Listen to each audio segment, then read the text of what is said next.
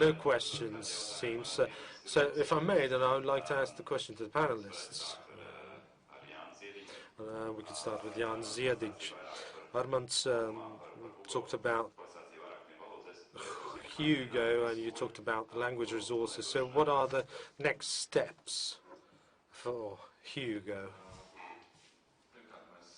Well, first of all, we are expecting, we're hoping for support from politicians and other supporters who've supported this project. We'd like to launch the next phase, or the next stage in 2016. Well, the support will do that, just that. And the project has to be implemented within a very short time frame, within 3 years. We have all the basics on the ground, but we need to clear some of the practicalities. We need to introduce new language combinations.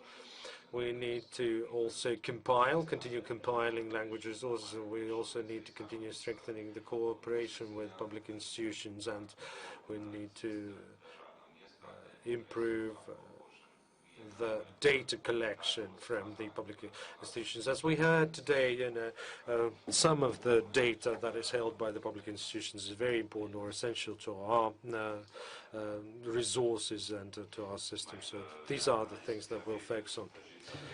Jan, in a previous panel discussion where you took part, there were some interesting examples of how to integrate Hugo in your portals, public portals, and I would like to encourage and invite everyone to think about the possible integration of Hugo in their web pages. I'll switch to English to make it easier for everyone, including myself.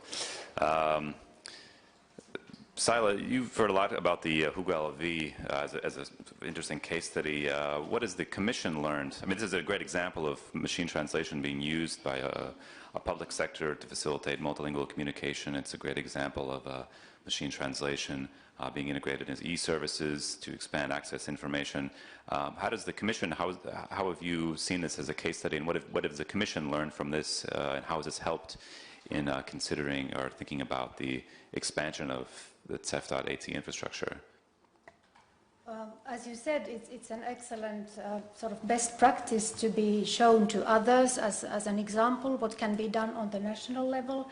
And I think there's a lot of room for synergies with CEF.AT and Hugo. So this is an excellent example case also for you who are going to organize more workshops in other countries. This could be perhaps included somehow as an example. And what I especially liked when I listened to your presentations on the language resources was the idea of not only talking about English plus your language, but also languages of your neighboring countries. Like if you have language resources of parallel corpora in Latvian and Lithuanian, this is a fantastic resource that benefits you most of all. So I think this is something to be kept in mind also in the future workshops, that there is a considerable potential for local rare language pair improvements in the system. Varbūt kādi jautājumi? Do we have any questions regarding language resources? We heard a lot about the particular steps that we need to make in order to improve our language resources, how to provide data, and what is the format of data. Maybe some of you who are responsible for databases or responsible for the portals, or if you're administrating different web pages, maybe you have questions regarding your involvement, engagement, and contribution, or how you could help create this automated translation infrastructure framework. Well, if I may, to sort of kickstart the discussion, geographical information or geographical data was an interesting issue. We have Geospatial Agency representative participating in this workshop, and I know that this Geospatial Agency has quite good data. I mean, they have quite solid body of data that they've compiled over time. And if you are ready to share your experience or your data, thus furthering automated translation in Europe, it would be nice to hear from you as well. I mean, the Geospatial Agency representatives who would like to take the floor.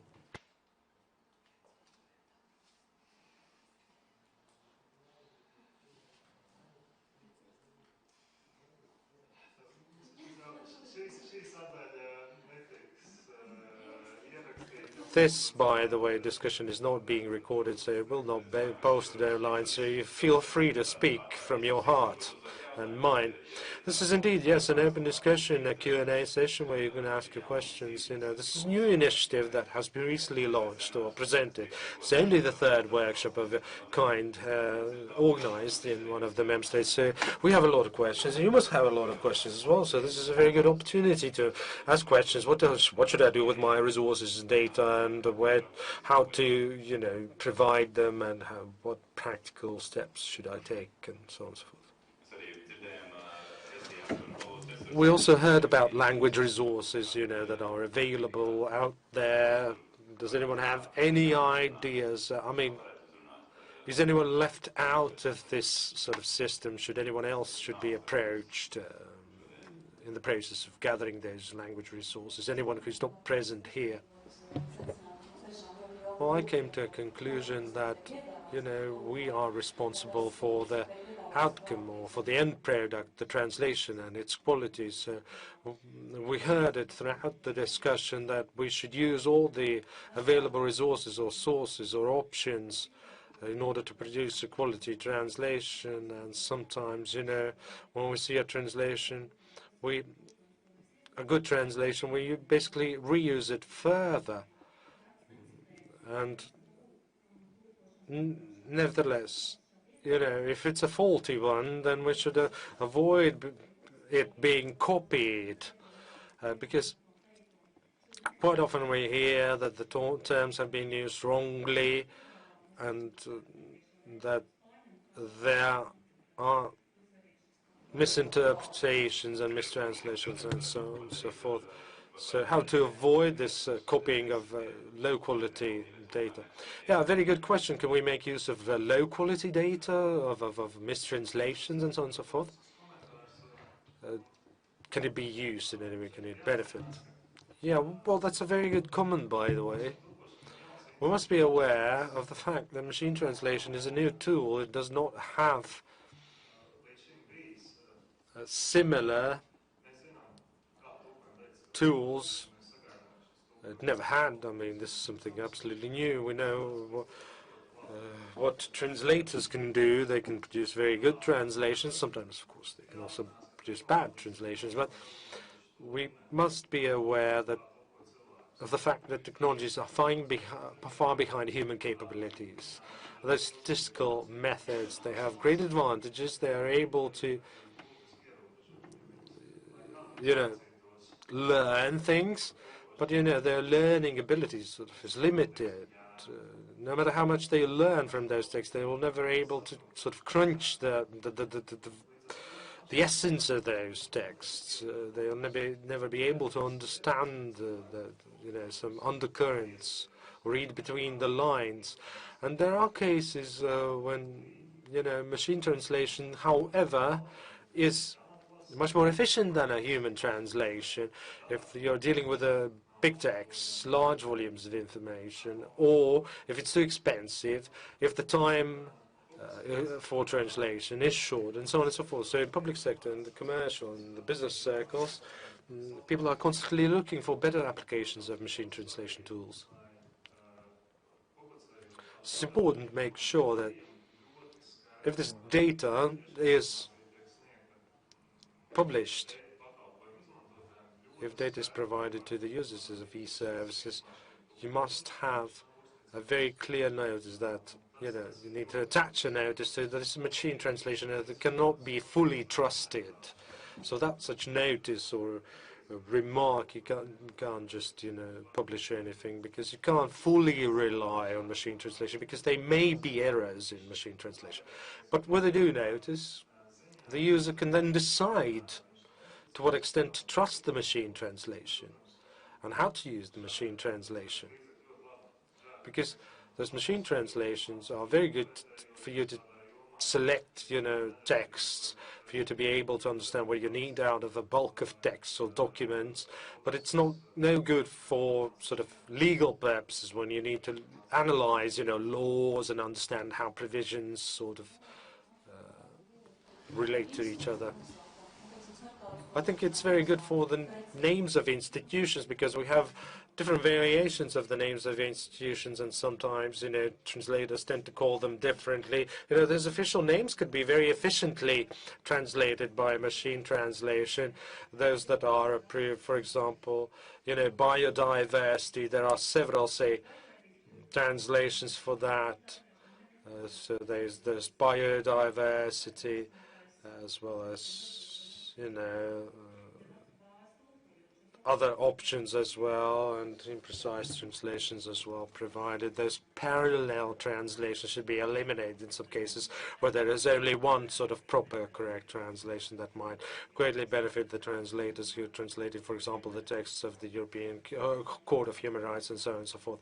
They are dealing with names of institutions and so on and so forth. In particular, that program, the machine translation software, could, help with those things. The CF.AT is trying to create an automated translation infrastructure that produces the best translations that can be used by public institutions. When we had the Digital Agenda Assembly here in Riga in June, I talked about this project with a representative of a tech company, and they said, oh yeah, it's a Google Translate on steroids. So the question to Saila. TEF.AT. What does Google think about TEF.AT? Do they have an opinion or a comment on this? Not that I have heard of. Yeah.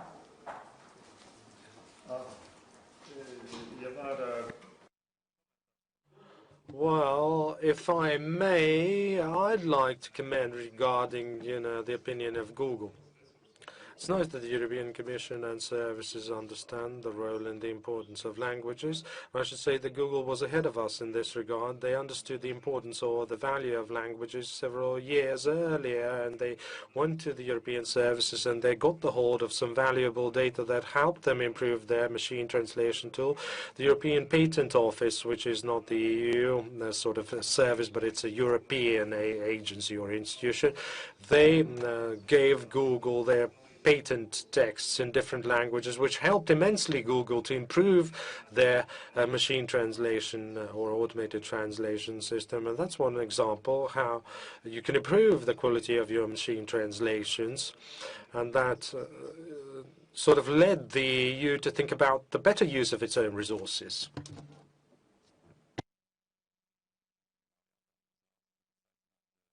There are no questions from the hall. I would like to invite all the panelists to give us the remarks, and we'll start with Jan Ziedic. What's your takeaway from today's workshop conference? Any lessons learned? Any inspirations? What are your conclusions in general?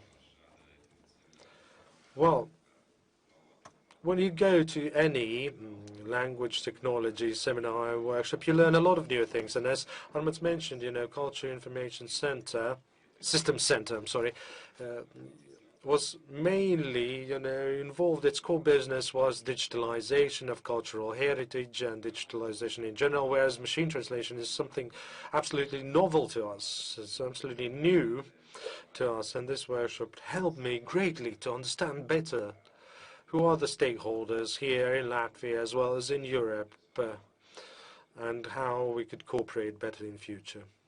Thank you. A couple of words about something you learned today you didn't know, and then a few sort of closing remarks. I think I heard a lot of very interesting things, both in terms of resources and also the tools that you have, and also the problems that you are facing, which are not let's say, I have worked as a terminologist before, and I'm very much familiar with all these problems with validating terminology and finding the good way of saying that this is the one to be used, and that there are like different you have different ratings for terms and so on. And this is a huge underlying work that has to be also done in order to achieve good quality machine translation. But I think overall you are very advanced, both in terms of taking up machine translation and plugging it into e-services, and you also have a lot of valuable resources. And I think it's important that you work together for your own language in order to benefit the most. So this is really I would say, the main message. Okay, thank you, Saila, and thank you for traveling to Riga today to speak with us. Andrej, kādi nākamie soļi un... Andrejs, what would be the next steps and what would be your concluding words?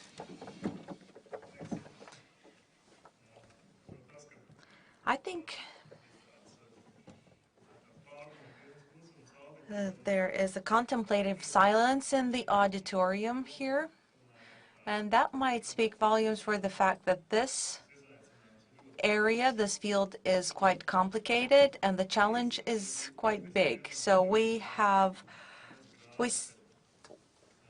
stand this risk of either falling into one or the other ditches that are running along the way. The one is to hope that machine translation will solve all problems, and such hopes may lead to great disappointment. Yes, machine translation has great advantages, but also significant shortcomings. And the other ditch would be just giving into pessimism, because this is a complicated area, and we saw that, at least in terms of terminology, there are challenges.